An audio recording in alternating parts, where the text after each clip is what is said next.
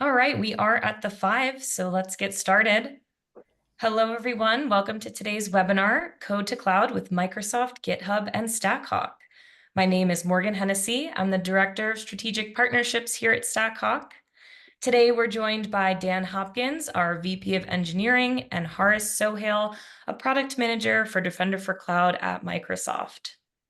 Together, they'll talk through how Microsoft and GitHub customers shift security into the software development lifecycle with StackHawk, allowing those organizations to innovate quickly and securely without slowing engineers down.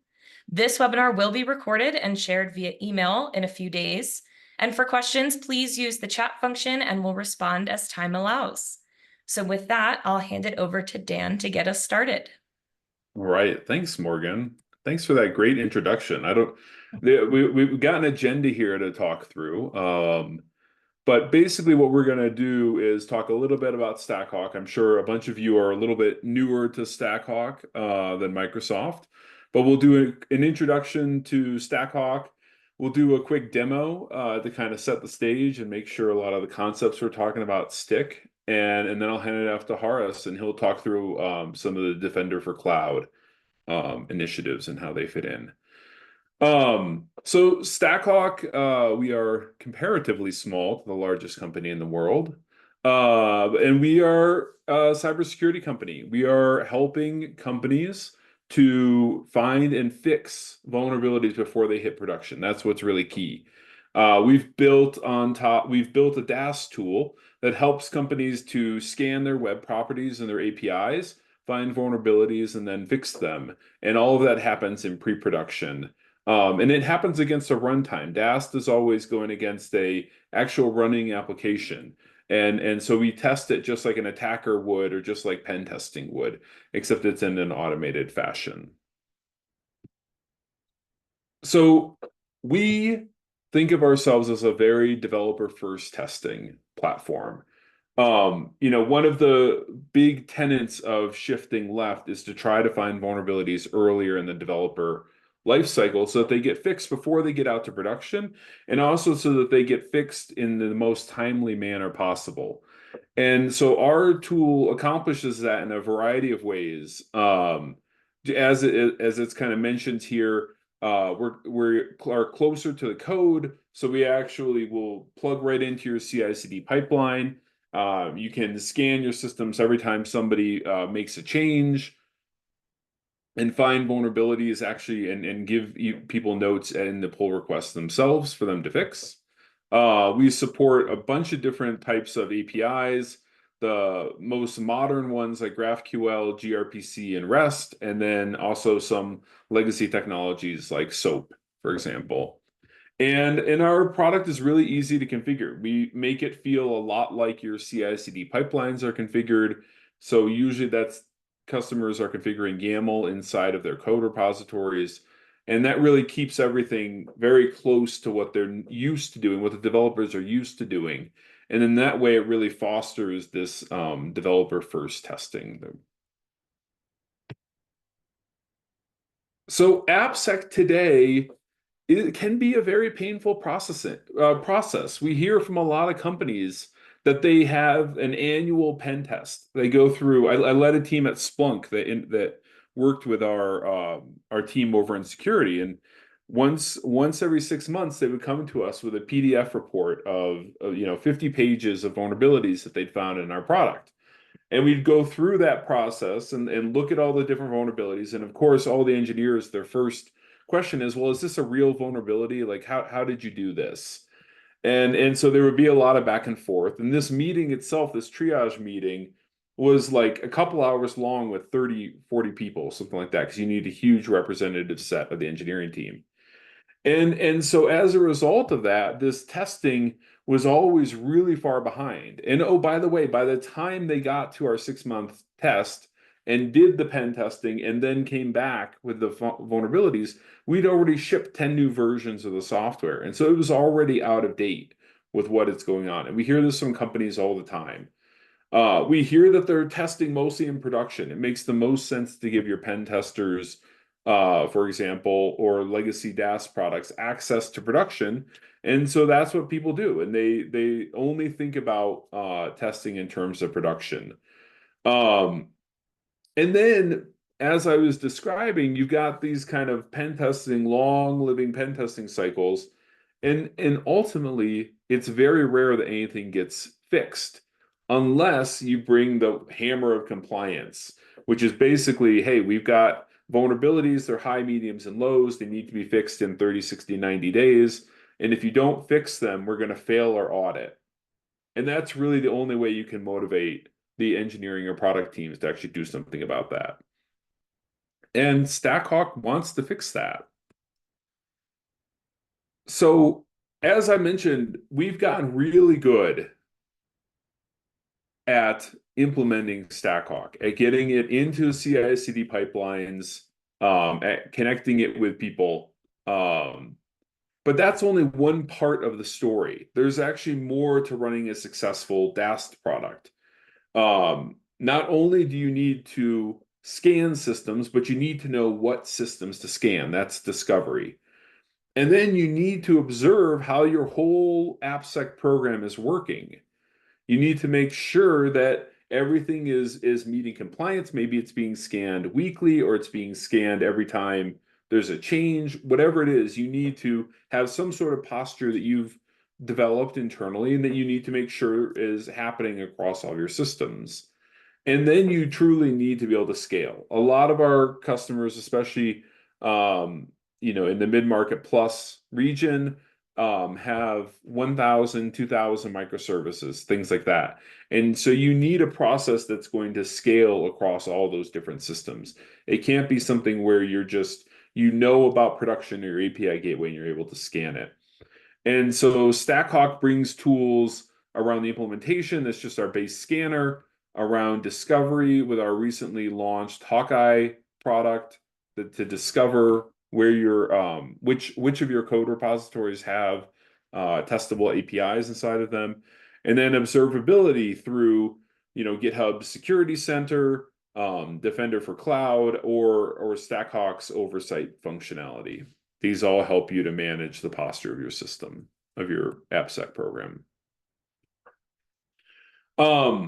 We see companies, I've been doing effectively digital transformation for about 15 years. I was at a company previous to this called VictorOps, and we helped companies to adopt DevOps, put their engineering teams on call for the first time.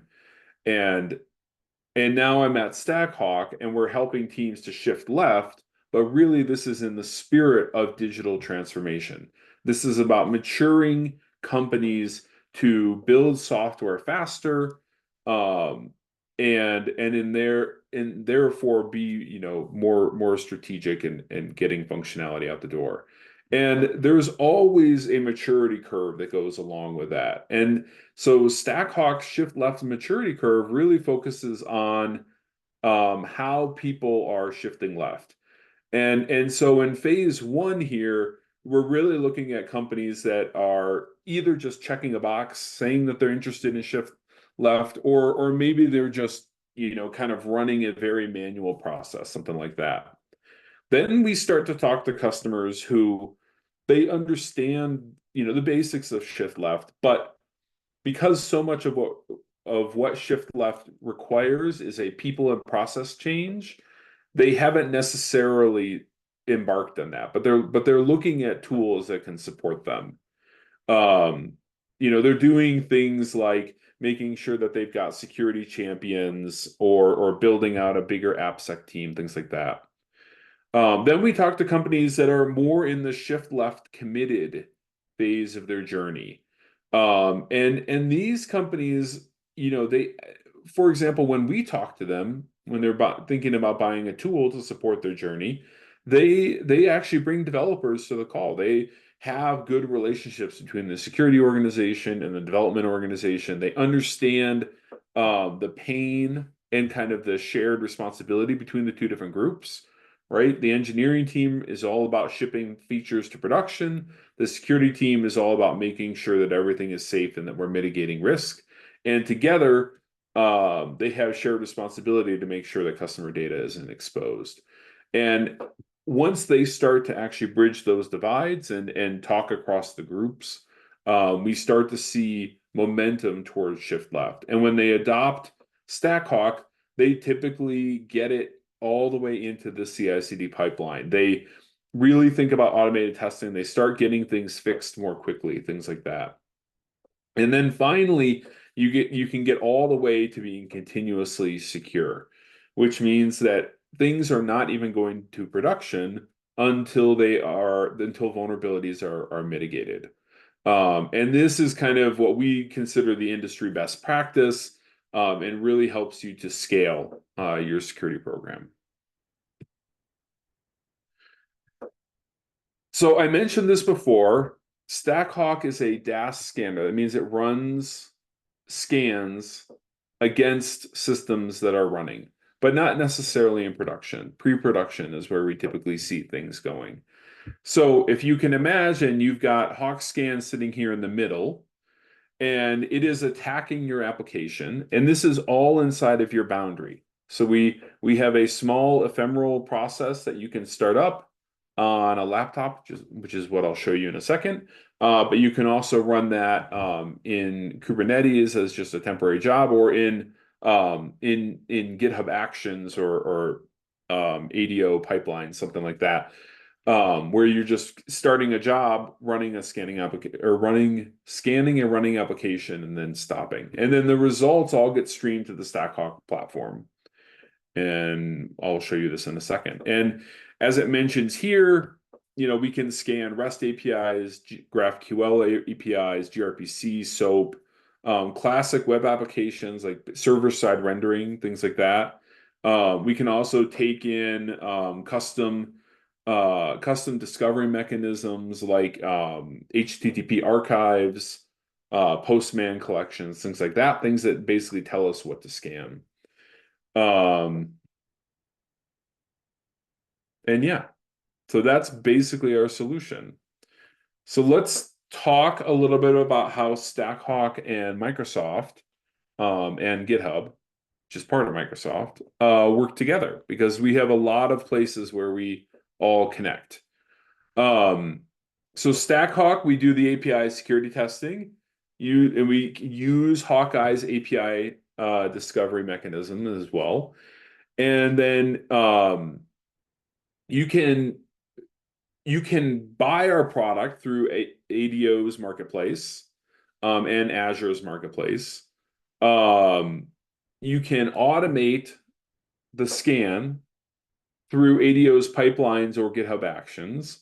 And then you can integrate our product into many different places. So we can send findings over to ADO boards. We can send notifications or alerts whenever there's a new finding to MS Teams. We integrate into GitHub Security Center through CodeQL. We've got an integration with CodeQL. You can see the results of your scan right in the PRs in GitHub that are coming over. And then we integrate with Defender for Cloud into the CNAP. And Haros will talk a little bit about that more in depth. Integrating StackHawk into GitHub Actions is super simple. You create a YAML file as a build in GitHub Actions, and that kicks off the scanner. And then in our system, you map your code repositories to your StackHawk application, join those together, and then we'll actually match CodeQL findings to the findings that StackHawk found to give you more certainty that something is a real finding. So let's jump into StackHawk. I'm going to stop the presentation. Oops. And let me just share the rest of my screen so we can. Hey, Dan, and as you bring that up, the new Yeah. screen, we have a question in the chat as well. Somebody was asking if StackHawk also works for other environments like AWS as well. Did you want to speak a little bit to that part as well?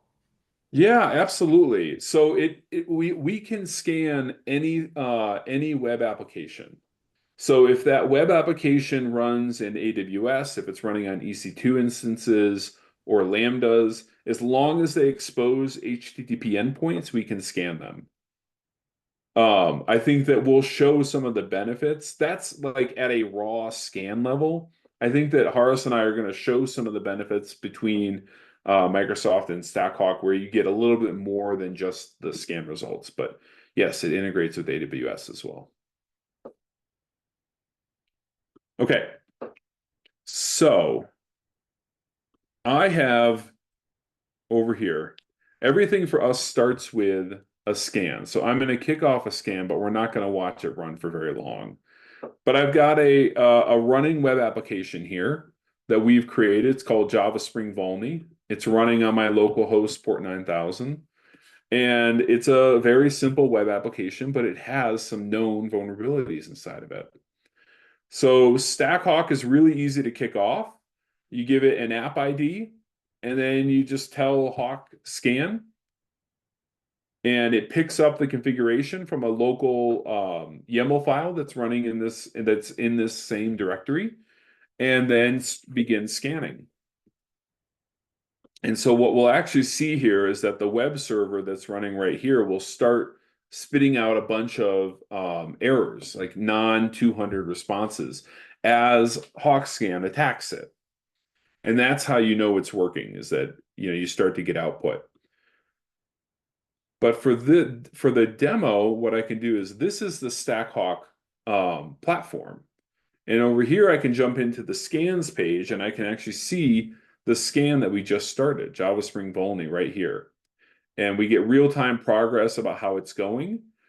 And over here, we can see all of the different types of tests that we're running.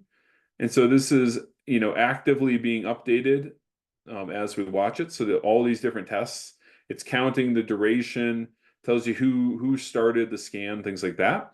And then in real time, findings are going to start populating over here. And one of the things that's really interesting, the first place to point out the Microsoft integration, is that you get this static analysis finding as well. So let me click into this finding, the cookie without secure flag. And we've got here in the findings details, we talk about what's going on. What is a cookie without secure flag vulnerability? Where did it occur? It occurred in the login code. We give you the request and response and how we knew this is a vulnerability. And in fact, you can validate it locally by just getting this curl request. And then because you've integrated into GitHub's CodeQL, they have a finding over on their side that matches our finding, and we actually correlate those together. And so now I can jump from a running application and actually go right to the line of code where this vulnerability is happening. And this helps security to tell the developers that, hey, this is real and we know where in the code it's happening. And then it really helps the engineers to know what they need to fix more quickly. And then I was mentioning that you got to import your code repositories and then link them to a StackHawk application, because we need to know which CodeQL repositories to look at. And so just briefly how that works, over here I have connected to GitHub and imported all of these code repositories. And then we actually process them using AI to figure out which one of these code repositories has a running application inside of it. And those get marked with the little sparkles here, and they get added to your attack surface. And then your attack surface, you can map an application to that code repository, and then that helps us, makes it possible for us to take the findings from that application and link them back to the CodeQL findings. And so, in the scans done now, usually our customer scans are less than 10 minutes. There's a virtuous cycle here that if you can make really fast scans, then your scans can go into the CI/CD pipeline, and you can actually find vulnerabilities as the software engineers are writing code. And therefore, they're much more likely to get fixed because they know what's happening and why a vulnerability just appeared. Okay, any questions about any of that? Did we have anything else come through? Okay. I think I'm going to turn it over to you, Horace. Awesome. Sounds good. Thanks, Dan, and thanks for that great demo as well. So yeah, with that, what I'll do is talk a little bit more about now how this whole piece with StackHawk really integrates with the overall Microsoft security solutions as well, specifically with Defender for Cloud. So let me just share my screen here.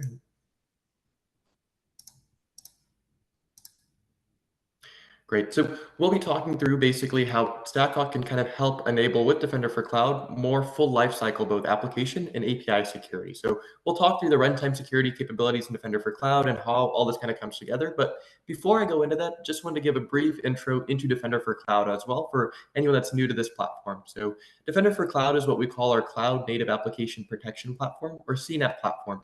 And we basically break the kind of values of Defender for Cloud into three distinct pillars. The first of which is really unifying your DevOps security management. So the idea here is, as a security team, you need to have visibility into what your development teams are doing, what security scans are running, and their various developer pipelines. So for example, across GitHub, across Azure DevOps, across GitLab, for example, you want to make sure that you have visibility and governance of whatever security scans are being run in those pipelines. So that's one of the first key pillars of Defender for Cloud. And this is also the pillar where we integrate with StackHawk as well. So we'll talk a little bit more about that once we get to the demo piece as well. The second key pillar is really cloud security posture management. So you can think of this as more proactive security controls that you can enable across your various cloud security resources, right? So for example, you might have various cloud resources like virtual machines, app services, functions, Kubernetes containers, for example, and all of these can have misconfigurations, right? They might not be abiding by best security practices. So that's really the goal of Defender for Cloud, is to really bring that forward to the security teams. Hey, you have some rogue virtual machine that's not abiding by best security practices, go and fix it, for example. And you can also see this in context of risk prioritization, and we'll talk a little bit more about that as well. But the idea there is you can also see if you have really sensitive applications, like applications that are exposed to the internet or maybe containing sensitive data, that can be used to help prioritize different security recommendations as well. So that's on the posture side. And then the last key pillar is really to protect your cloud workloads with CWPP. And the idea there is really now your threat detection piece, or more reactive security. So if somebody were to actively exploit any of your cloud resources, can we have the right monitoring and alerting in place to make sure that your security teams are aware of that? So all of these three capabilities are part of our broader platform called Defender for Cloud. And this platform is not just available for Azure security, it is multi-cloud and multi-pipeline as well. So for protecting your AWS workloads, your GCP workloads, and even on-prem and hybrid environments as well. So there's kind of a brief intro into Defender for Cloud. And then I'll talk a little bit more about how we approach API security, specifically on the runtime side at first. And then the next slide, I'll go over a little bit more details about how we integrate with StackHawk to really enable that full lifecycle approach for customers as well. So this is actually going over our runtime security offering in Defender for Cloud called Defender for APIs. And Defender for APIs can also be broken into these three pillars that you're seeing here. The first of which is really classifying and understanding the security posture of your API. So the idea here is you might have APIs that are transferring sensitive data, APIs that might be dormant, there might be inactive APIs, external exposed APIs, and APIs that might not be abiding by best security practices. So for example, you might publish these APIs within your various API gateway systems, but maybe they're misconfigured. Maybe they are not abiding by the best security best practices. So this will bring visibility into that. And then the last pillar is really monitoring and protecting your APIs against attacks in runtime. So we have a full set of both machine learning and threat intel-based security detections to assess against any active exploits against your APIs. So this really ties back to the OWASP API related security risks. So that's basically an open source company, a company that's kind of gone together and put together the best practices and kind of highest risks when it comes to API security. And they've enumerated the top 10 risks when it comes to APIs. So we really use that as kind of a benchmark when we're building our various security recommendations and threat detection capabilities as well. So the idea with the monitoring is you can protect against those top OWASP API related risks as well. And as a first piece to this, the integration is available with Azure API Management. So for any APIs that you have published within Azure API Management, you can go and enable Defender for APIs for those APIs. So there was kind of a summary of the existing capabilities that we have available on the runtime security side for API security. But as I mentioned, really to have a full approach to API security, you need to take this with a full lifecycle kind of a mindset in this case. So this is where the integration with StackHawk comes into play, where StackHawk can help enable some of the more dev lifecycle protection. So just when you're starting off with API security, even figuring out what's out there by discovering unknown APIs and applications, as well as actually protecting and dynamically testing those APIs, like with the demo that Dan showed. And this is a really important piece, as there's many specific API-related vulnerabilities that can really only be assessed by testing. So there's only so much that we can do on the runtime side. There is a certain set of vulnerabilities that need to be tested more proactively, and that's where StackHawk can come into play. And then on the runtime side, we have Defender for APIs, which can go through all the various aspects I just walked through of security as well. And together, that really bridges the gap and creates this full lifecycle API security approach for customers. So that's really the vision with kind of full lifecycle API security coverage. And then the next part I'll walk through is we actually have an integration in place, of course, with StackHawk as well, with Defender for Cloud. So the idea here is, as a developer, you can go and run your various StackHawk scans within your DevOps pipelines. And then as a security team using Defender for Cloud, you can now get visibility of those results within Defender for Cloud. This is now available in public preview. And this is available both for GitHub and Azure DevOps as well. So with that, I'll actually cut to a demo to actually go and see this in action.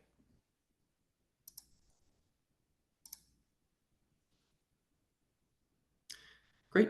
So here I am in a sample repository. This is that same Java Spring Volney application that Dan was talking about here. So this is basically an application with seeded vulnerabilities with both API security and web security threats. So in this case, we've already set up a GitHub workflow to run the StackHawk scan. So I can go here to the workflows, and I can see I have this StackHawk new YAML file. And in this case, you can see that this particular workflow kicks off anytime I make a new change to the main branch, or on a periodic cron job as well. So I can run this on a weekly basis, for example, if I would like to. This will basically kick off the StackHawk security scan. And then once the scan is done running, we will actually upload these results to the GitHub code security scanning tab as well. And that's basically the prereq needed to get these results into Defender for Cloud as well. So I'll showcase that piece here next. So in this case, we've already run this workflow before. I'll go to the GitHub Actions. And you can see we ran that workflow before. You can see that when it ran, it actually did find various vulnerabilities. So you can see the run Hawk scan step here. You can see that it came back with all these various vulnerabilities that it found for your web application in this case. And then you can see that those results were also uploaded to GitHub code scanning as well. So we can go and actually take a look at that here. So within the GitHub Advanced Security Code Scanning tab, you can see that we have 30 alerts showing up. And these are all from that same Hawk scan in this case. So let's say, for example, we click into this one, SQL injection. You can actually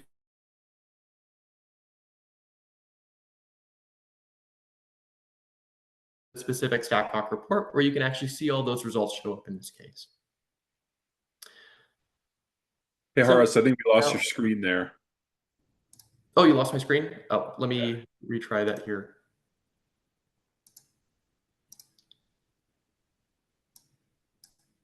Great. Are you able to see my screen?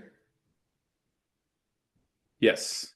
Perfect. So yeah, this is basically wrapping up the developer workflow. So the idea here is that as a developer, I will work in GitHub. I can actually see the specific vulnerabilities as they come in, and I can see the steps I need to take to go and fix that as well. All of that is available here within this page here. But as a security team, I might not have access to all these various repositories, right? It's very difficult to manage that at scale. So in this case, this is where the integration with Defender for Cloud comes into play. So the next part I'll walk through now is going to Defender for Cloud.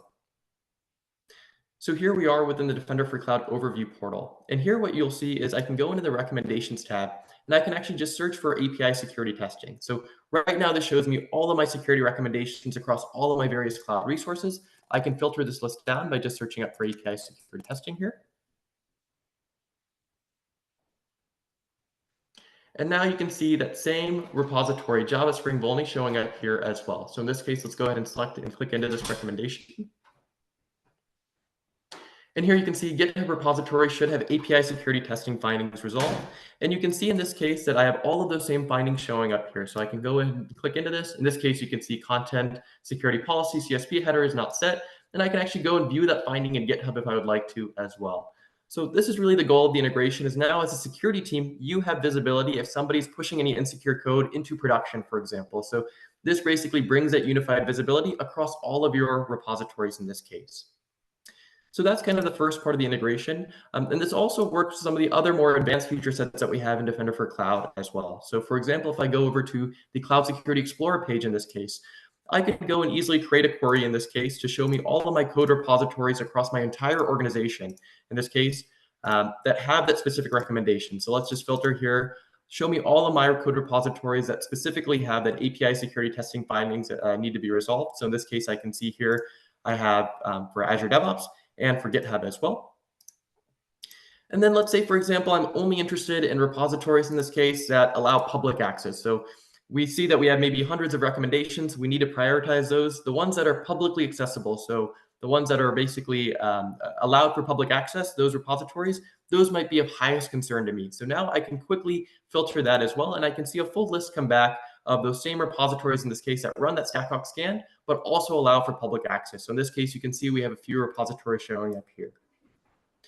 So that's really the goal with Defender for Cloud and really the integration that we have in place with StackHawk. So as you can see, you can now get unified visibility of those results from StackHawk Scan within the Defender for Cloud portal for your security teams to go and take action.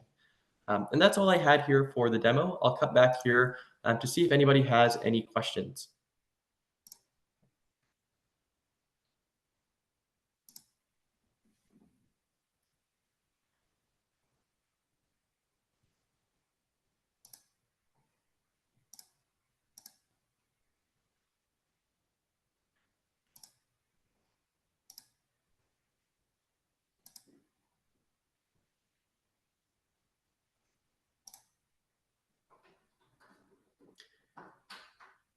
Great. We have one question. What type?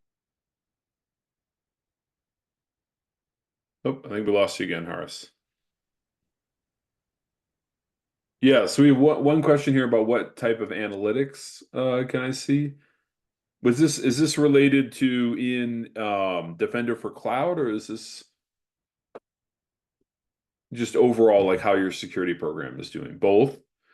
Yeah, great question. So in StackHawk, as I mentioned, we have new capabilities called oversight that looks across your security program from StackHawk's perspective, to see how your find versus fix ratio is going, how fast things are being fixed, things like that. And so Horace, the question was basically, what types of analytics can you show in Defender for Cloud, maybe about how your security program is doing? Yeah, definitely. So within Defender for Cloud, basically the goal with Defender for Cloud is really focused on all up cloud security. So the idea here is not just seeing API security in isolation. Instead, you can see really security results across all of your cloud resources. So if you have virtual machines, if you have serverless functions, if you have app services, if you have containers, all of those will have unique risks present within them. And you can see really all of those results show up within Defender for Cloud. So if you have any misconfigurations across all of those different types of resources, that will show up in Defender for Cloud as security recommendations. So that's one level of kind of analytics, really configurations, misconfigurations across your cloud resources.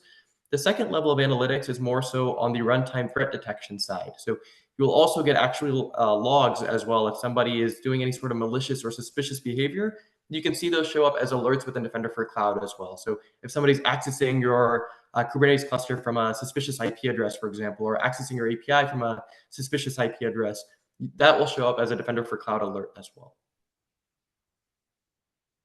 Nice. We have another question here. Is there any walkthrough documentation of StackHawk's capabilities and how they integrate with different cloud providers? Great question. The documentation for StackHawk is at docs.stackhawk.com. And we've got lots of documentation about how you would scan different API gateways and things like that. And then if you go to just stackhawk.com, you can actually start a free trial and talk to our team, and we can help you get spun up in scanning just about anything.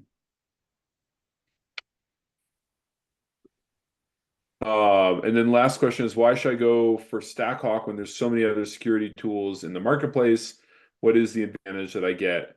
I think the key things that I highlighted around really connecting with your development process. I think more than anything, this shift left is about three pillars, right? It's about people, changing the way that people interact. It's about using a process that facilitates connection between the two silos of security and development. And then it's about buying the tools that support the changes to the other two.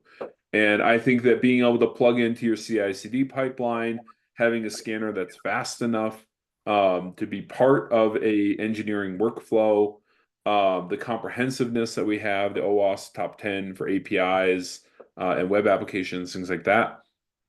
And then our ability to really understand the scale of the problem by taking in code repositories, 1,000, 2,000, 10,000 code repositories, and point your security team at these are the ones that actually have running APIs inside of them. These are the ones that you need to be getting under test. I think for all those reasons, StackHawk is a great choice.